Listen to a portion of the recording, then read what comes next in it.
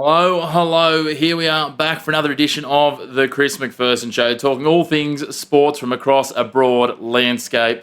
A big thank you to all of you who've tuned in so far and given us some feedback and support. We're loving that, and we encourage you to keep on letting us know in the comments and through direct messages on our social media as to what you want to see on the show and what you want to hear about and what you want us talking about. Another week, another myriad of headlines from dogs on the field through to the Wallabies winning. There's lots to dig into. It's going to be another cracking show talking football, cricket and rugby union this week. We'll have our returning guest in Lachie Avil. I'll be doing some heavy carries myself as well. But we love it, and we're going to kick things off with none other than our Mr. Consistent, Lachie Avil from Round Ball Australia. Thanks, Chris. Good to be here. It's always good to have you back here, an expert on the round ball stuff and pretty nimble in terms of getting across a few other things as we'll touch on in a little bit. But we talk about Round Ball Australia. The football landscape has very much been an Australian focus for us. Australia sits in Asia as a bit of an anomaly. But now, do we sit in Oceania again? What's happening with this new club competition? Yeah, well, some of our clubs might, for sure. And you're referring to this new professional Oceanic League that is attempting to get off the ground at the moment. And just the other week, they've opened, I guess, what you would call expressions of interest for Australian sides who potentially want to participate, and it's a bit of a strange one because Oceanic professional football really doesn't exist technically apart from our two Kiwi teams that play in Australia and Asia anyway. So it is great for Oceanic football, and then of course the interesting part of it opening up into Australia is obviously the timing with the national second division in Australia trying to get off the ground. So a little bit of potential conflicts between those two competitions for sure. Well, more football's never enough. We know that. We'll take all the sport we can get. As you say, it's going to be interesting for some of these clubs to make a decision. There'll be some of the clubs that have been, angling towards or potentially considering the national second tier. There's obviously going to be some implications too. I'd have to think that cost of transit and transport and all these sorts of things for teams heading across the Pacific, facilities. There's going to be a lot to sort of, I guess, pull apart and weigh up if you're a team looking at this, whether you're an Australian team or a team in Oceania. And you've got to think teams like Auckland City that sit in the top of the New Zealand domestic scene that sits below those teams playing in the A-League that you touched on. They're going to be the teams looking at this. Yeah, you're probably right, and it is important to understand that there's just so many unknowns about what this league would be. Can you participate in it alongside a domestic league?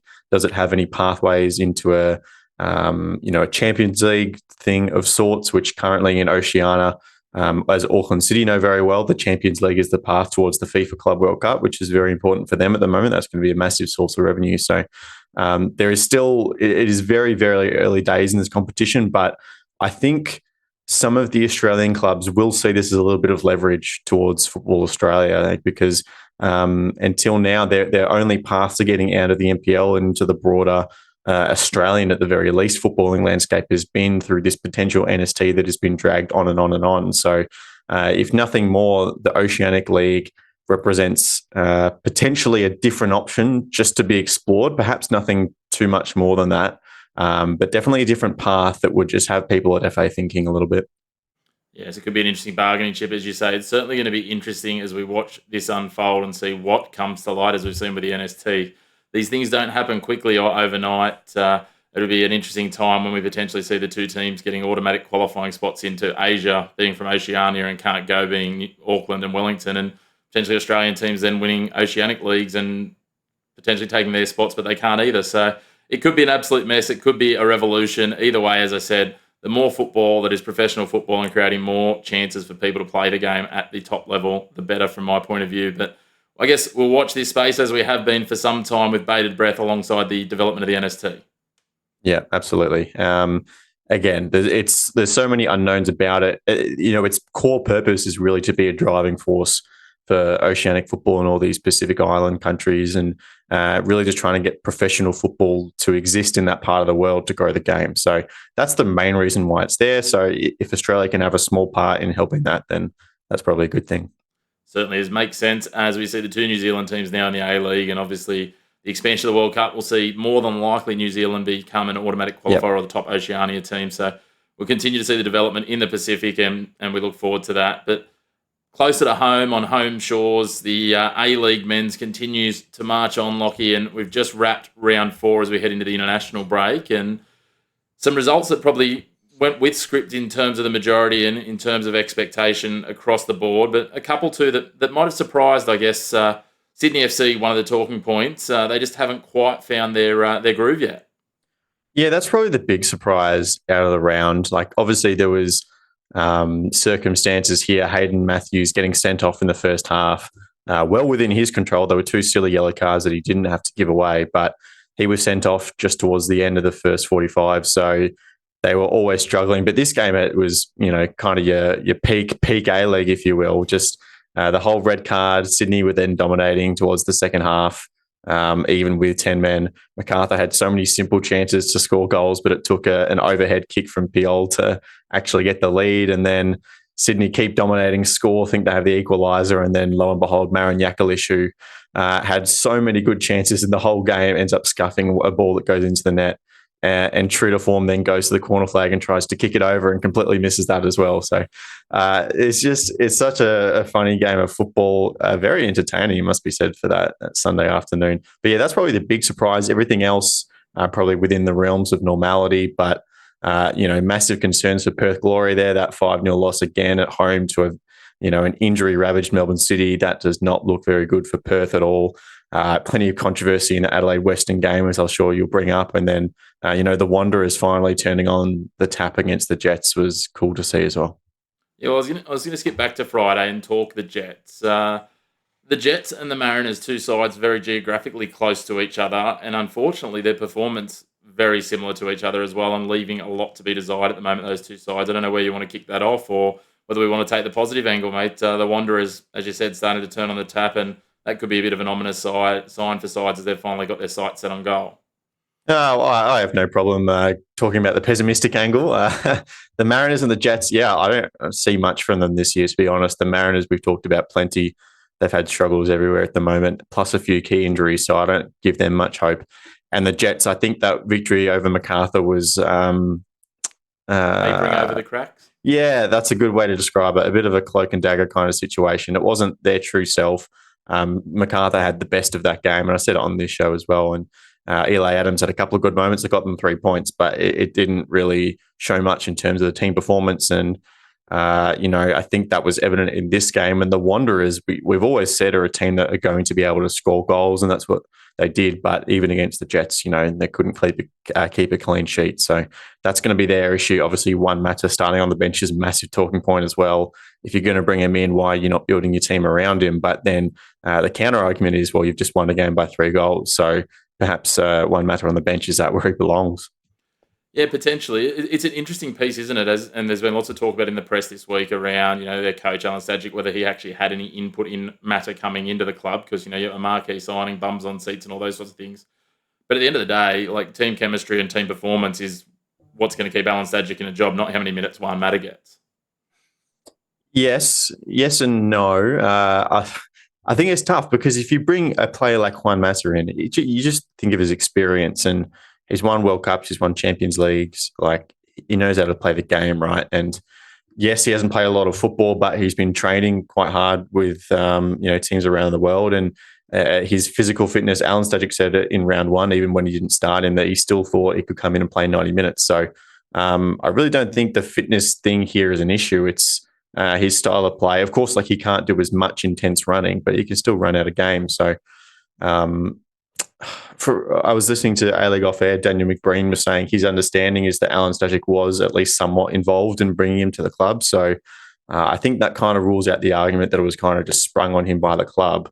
And it was more of this kind of marquee, get people to the grounds thing. But I think if you're going to, it is only 4 rounds again, but if you're going to bring a player like Mata in, you need to build your side around him and, play him in a way that's going to allow his best technicalities and his best attributes to really shine.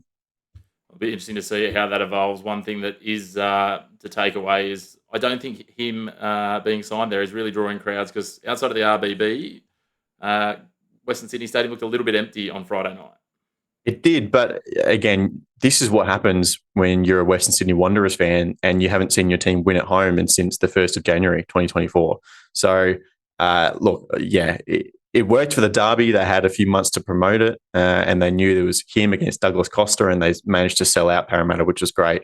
But if you want your fans to show up regularly, week in, week out, you have to win games of football as well. So they've done one here. They've got the monkey off their back in terms of that home record. So hopefully they keep it on and the crowds will come back. Fingers crossed. We always like to see increasing crowds. Let's touch on the last one off the rank before we wrap the A-League men's for now and head into that international window. And you touch on that Adelaide and Western United game. Look, it wasn't textbook, but Adelaide will be happy to take the 3 points from there. They will. And Western United and John Aloisi will have no clue how they didn't walk out of that game with at least a point. Abel Wallity was brought down in the penalty box by Ryan Kiddo, only to be waved away by the referee and the VAR completely inexplicably. There was 2 penalties that were missed in that Wanderers Jets game, but they were both overturned correctly by VAR. None such rescuing here for the on-field referee. So they should have had a penalty. They should have gone 2-1 up. Western United, it could have even been a red card if you watch it back.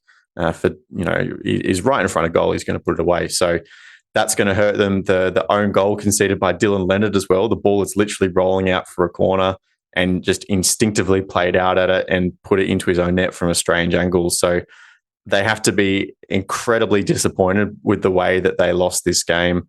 Adelaide, I think them sitting on 7 points after playing 3 games doesn't quite represent how they play either. They got lucky against the Wanderers. I think they got lucky here. So Western United probably better than what the scores suggest, and maybe Adelaide a little bit worse. I'm sure John Aloisi would have taken plenty of recompense from the fact that the A-League have come out now, the APL have come out now and said, yes, that was the incorrect decision, and no, you're not having any points for it. So we know that results won't change after full time. So on to next week for Western United, and hopefully they can earn a result that they deserve. And when I say next week, it's obviously 2 weeks away as we look to transition and head to some international football on the Socceroos. They've got some key games coming up across the next couple of weeks, Lachie, with this international window. Yeah, Bahrain coming up away next week, and then obviously Saudi Arabia on Thursday night at Amy Park. 2 massive games. All 3 of those teams, including the Socceroos, sit on 5 points in the third phase of qualification. So these are the teams that are going to be direct rivals, probably Saudi Arabia more than Bahrain, but all of these 3 teams competing for that second spot in the group.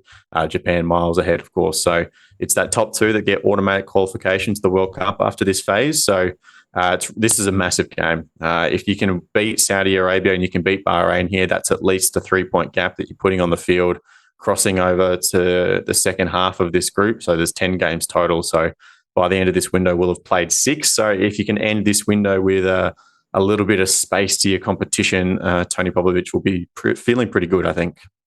Yeah, certainly. It's something to look forward to, a really key game, especially that one at home in Melbourne against Saudi Arabia, as you touch on. It'll give us some midweek action. That'll be tonight as the podcast comes out. So we're looking forward to that, and then rolling into next week as the team heads over to Bahrain with some new faces to watch. But we're certainly excited for it in the international window, keeping the men's game rolling. We might take a little bit of a break, Lock, and we'll come back and dig into some women's football if you don't mind. Sounds good. Joined again by Lachie Avil from Roundball Australia. Time to shift from the men's to the women's, Lachie. Round 1 had a plethora of goals. Round 2, a little lighter outside of the Melbourne derby, but we had a very unpredicted and unexpected debut in the A-League women's. Yeah, we did. Not so many goals, you're right, but plenty of entertainment. Well, while we're watching that, there's a dog on the pitch. You don't often see that. Well, certainly not at this level. I think Annalie Longo, I think that might be Annalie Longo's own dog. Maybe he needs to go and get her or him. Yellow Fever in a rendition of Who Let the Dogs Out. And now there are all sorts of players trying to tempt the canine. Oh, stuff like that. I think I've ever seen this. Oh, and Annalie Longo reunited.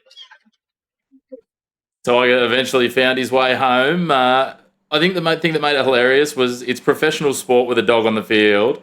Throw in the fact that he's the captain of the home team's dog making its appearance. Yeah, it's just one of those moments, isn't it? And a bit at the end of the clip that we missed out there was Piney exclaiming, "This is the greatest league in the world." There's no doubt. It's just one of those, just characteristic A-League moments. You love it.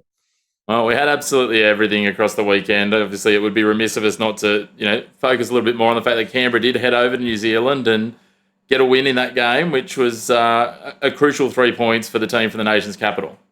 Yeah, great win. And of course, a statistic that came out of this game was Michelle Heyman with her 100th goal for Canberra United, which, as Paletti was talking about, I was talking with them last night, reminded me that Canberra was not the only club that Michelle Heyman has ever played for, because she broke the 100 goals in the A-League Women's last season. I forgot that she had that little spell away, but yeah, a good result for Canberra to go over there and get 3 points, and congratulations to Heyman as well. Yeah, phenomenal record. Another alongside so many that she had, and it was great to see her, or it has been great to see her back in the Matildas lineup in recent times. She's a potent goal scorer, as those numbers suggest. But look, there's certainly been plenty of peak A-League around the grounds. There's a number of other key results. One of the games that you probably wouldn't talk about from positive points of view predominantly was the game over in Perth. 3-2 Perth got away with it. But Newcastle, because of what we're about to see, finished the game with only 10 players. Yeah, there's not much I can say to this. You just have to watch it in all its glory. And Stephen Peters put an end to that home drought as Kelly Brown's able to turn away from Chico. Brown sees Kersniak off the line and took it with. What was Danielle Kersniak thinking? You and I were talking off air. I'm pretty sure they don't have different rules in Canada. No. Look, in reality, it's probably just one of those instinct things as a striker running at you with the ball. You're a goalkeeper. It's at a savable distance. You want to dive for it, and that's just what she's been trained to do. But just the hilarity of the whole situation, the camera pans over at the perfect moment. You don't even expect her to be that far outside her box. That's funny enough. And then she stops and props waiting for the shot, and then you just think to yourself, she's not going to do it. Is she? Surely she's not going to do it. And then she dives away and cops her red card as she should. And unfortunately for the Jets, they don't get a result in this game. But it's just such a funny moment. It's so good. That beats the dog for me. That's my favourite one of the weekend.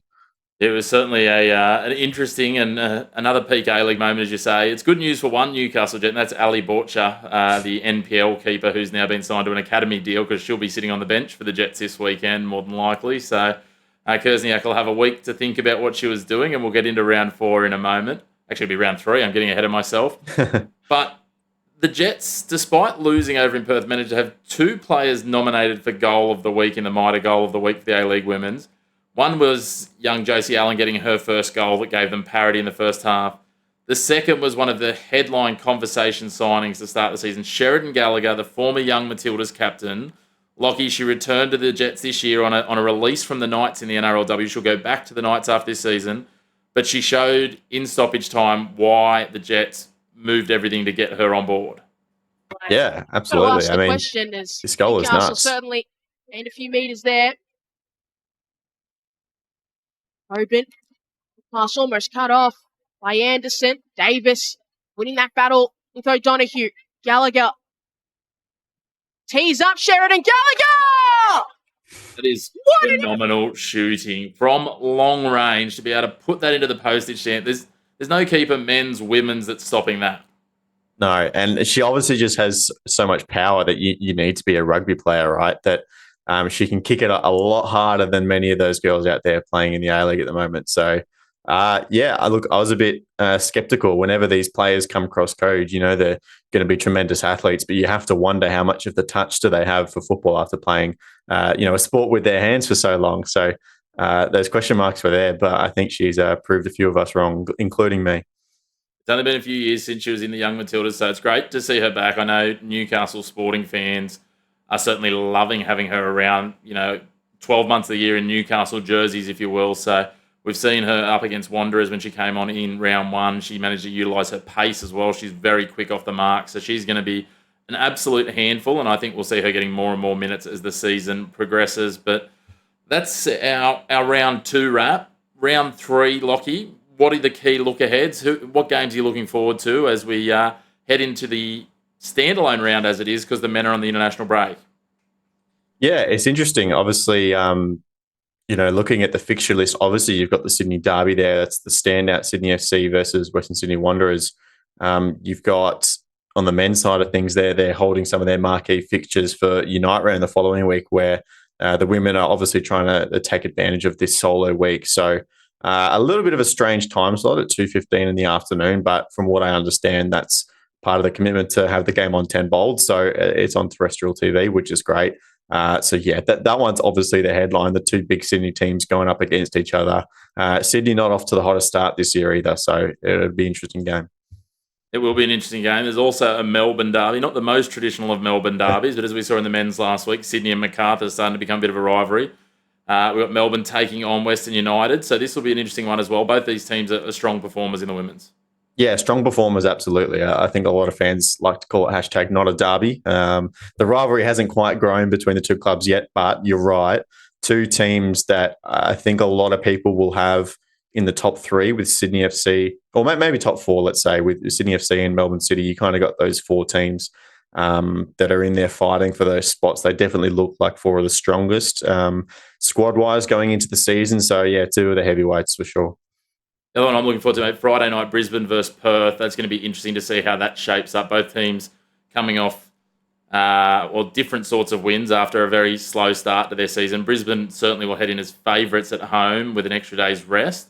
But Perth, they built from that game where they started really well against City and then faded out, but again faded out on the weekend. So they're going to need to put in a 90-minute effort on the other side of the country this week. Yeah, they will. And, two teams that their squads, you wouldn't necessarily say they've improved too much from last season, a little bit of a mixed bag. So not quite sure what we're going to get from them. And you're right, Perth have actually started really well in games, but have struggled to see it out. So that's going to be the big test for them. It's always difficult to travel. It's a nice venue though, Perry Park. Just have to mention that again. It would look even better with a few $1 million touched up on it. But hopefully we get to see that someday. I love the ulterior motives, always trying to market football out to the whoever you can, mate. So we love it. Of course, if everyone wants to catch up on more football and local Australian football, Roundball Australia is where to find yourself. Paletti, you touched on before. We've got the experts. We've got the men's regular show. We've got the dub as well. There's lots happening on Roundball Australia as well as the Roundball Australia website, so they can catch up with you there, mate. We might park you on the pine for a little bit, give you a little bit of a breather, and we might dig into some rugby union, but we'll come back to you in a little while on the show to talk some cricket, if that's all right. Sounds good. I'll go get the waters.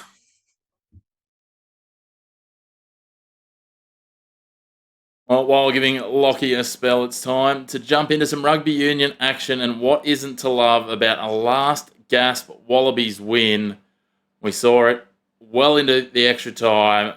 Beautiful movement out wide, and second generation Wallaby Max Jorgensen getting the ball in space. A beautiful flick pass from Lenny Katau. Oh, look at that magic hands. No look. Running away down the sideline. He's doing his old man, former Wallaby, Peter Jorgensen, proud. Sealing the win for Australia.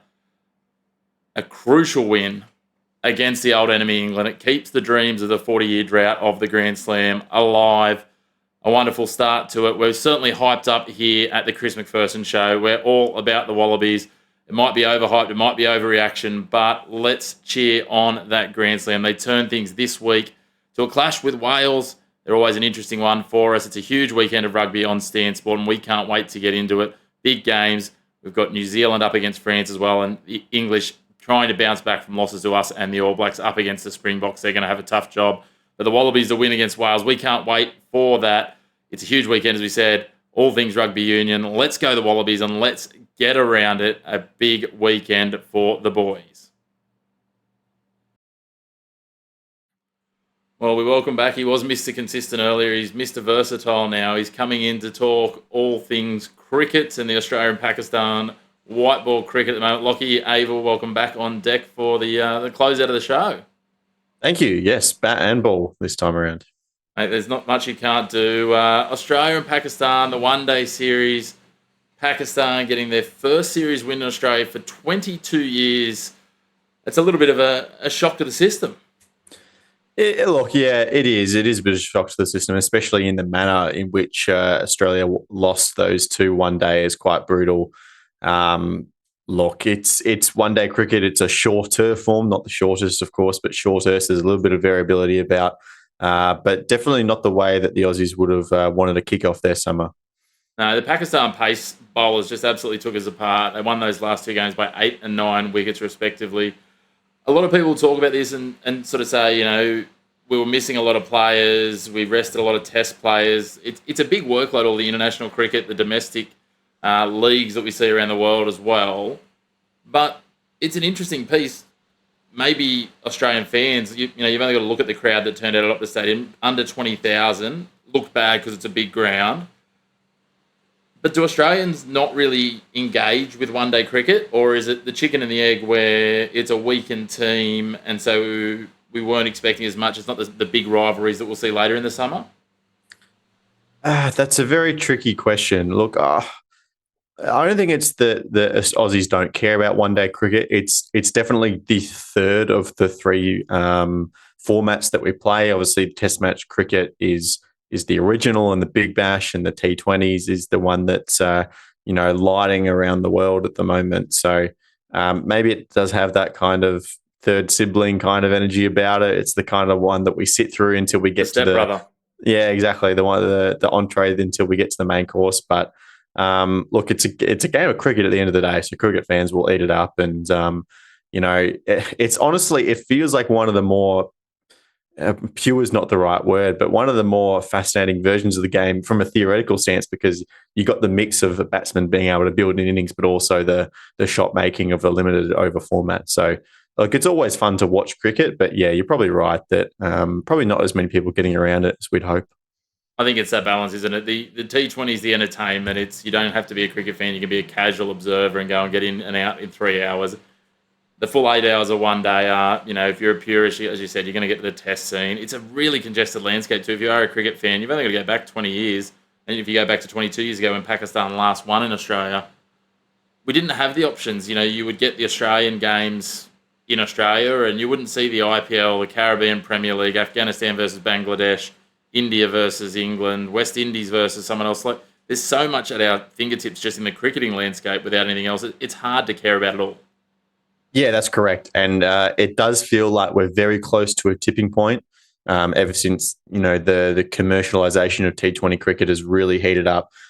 We've seen leagues explode all over the world. And obviously you have the traditional cricketing countries, but you also have some of the countries with a bit of money to throw around that are stealing away some of the best players in the world, and you mentioned a few of them. So I feel like we're almost at a point where that has to start coming back the other way now. It can't be sustainable. You're not going to be able to have, 15 to 20 like high tier leagues around the world. You're going to have to drag that down a little bit. The others are just going to be beaten out of the scene. So it'll be interesting to see which ones actually survive long term. Obviously, places like the IPL, they're always going to be around. That's a given. But some of the others, and Australia and the Big Bash is definitely part of that as well.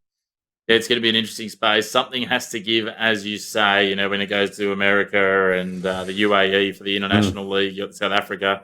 There's so many of these leagues. We'll wait and see what comes of it. The good news is, though, if you are a cricket purist and you do love your cricket, and it's really stinging that we lost to Pakistan, we've got a quick chance at revenge, Lachie. Thursday night tonight, the T20 series kicks off, I think, from memory, Thursday, Saturday, Monday. Saturday down in Sydney. I know I, for one, am going to go down to that game and take it in because I'm a cricket tragic. But it's great that we've got a quick chance to turn things around again. A bit of a different look, but T20, it's a toss a coin. Anyone's a chance on any given day. Yeah, absolutely. I mean, that's what T20 cricket is. That's why it's so exciting. It's why we love watching it. Just another chance, really, for the short form guys to go out and test themselves. Obviously, these T20 World Cups and the one-day World Cups seem to come around every month now, or maybe not quite that frequently, but there sure is a lot of them. So, yeah, another chance for them to get their eye in ahead of the Test series. Certainly is. It'll be a different look side. Josh Inglis will get another chance to captain Australia, so we're looking forward to that. I just want Jake Fraser-McGurk to score some runs purely so that a commentator can say, let's watch Fraser-McGurk go berserk. You wouldn't think that was going to be a rhyming name, but there it is. So, mate, Lachie, Avil, as always, a big thank you for coming on to episode 005. We look forward to seeing you on 006. Cheers, mate. Thanks, Chris. A huge thanks to Mr. Consistent, Mr. Versatile, and everything in between, Lachie Avil from Round Ball Australia. Again, if you want more detail on the Australian football landscape, then head over to Round Ball Australia, check out their website and check out their podcasts as well. Lots to take away from that and lots of content around the round ball. A big thanks to Lachie for jumping in on the cricket as well. He's a man of many talents. Of course, it was great to talk about the Wallabies. Turn your eyes to Stan Sport this week. Watch them take on Wales. Watch them continue their Grand Slam run. And after you've done that, then head on back to the Chris Macpherson Show next week. We look forward to catching up with you and all of the sporting landscape in another 7 days.